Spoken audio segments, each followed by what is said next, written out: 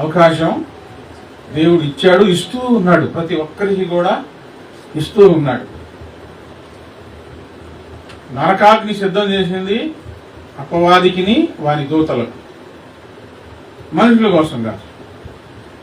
వారి దూతలు అని అన్నారే, ఈ సైతాన్ పనులు చేస్తా ఉంటారే, వీళ్ళు అపవాది దూతలుగా మారతారు. అర్థమైందా? ఇప్పుడు ఇక టైం అయిపోయింది. ఇక తీసుకెళ్ళి ఎక్కడేయాలా? నరకాగ్నిలో పడవేస్తారు. మనుషులకు అవకాశం ఉందిలే కానీ తప్పించుకునే అవకాశం అపవాదికి లేదు. మనుషులకు తప్పించుకునే అవకాశం ఎలా ఉందంటే, అపవాది చేత ప్రేరేపించబడి రకరకాలుగా సైతాను పనులు, దయ్యపు చేష్టలు మనుషులు చేయడం సహజం భూమి మీద. దేవుడు వీరికి అవకాశం ఇస్తున్నాడు మారు మనసు పొందమని.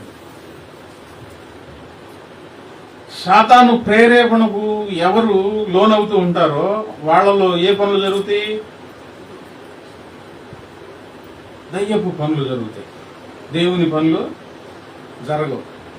ఇందాక నేను చెప్పిన ఉపమానంలో అవన్నీ ఉన్నాయి. సందర్భంలో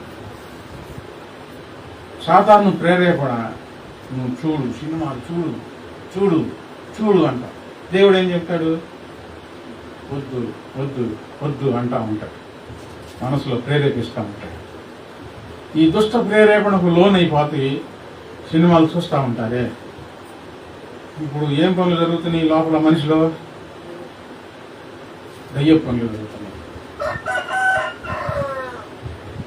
ఇప్పుడు ఏం చేయాలి? దయ్య పనులు చేసినందుకు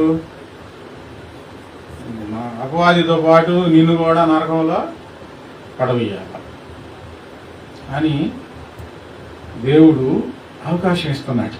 అలా చెయ్యొద్దు, చేశావు కదా, సరే ఇంకొక అవకాశం ఇస్తున్నా, మరలా చెయ్యొద్దు అని.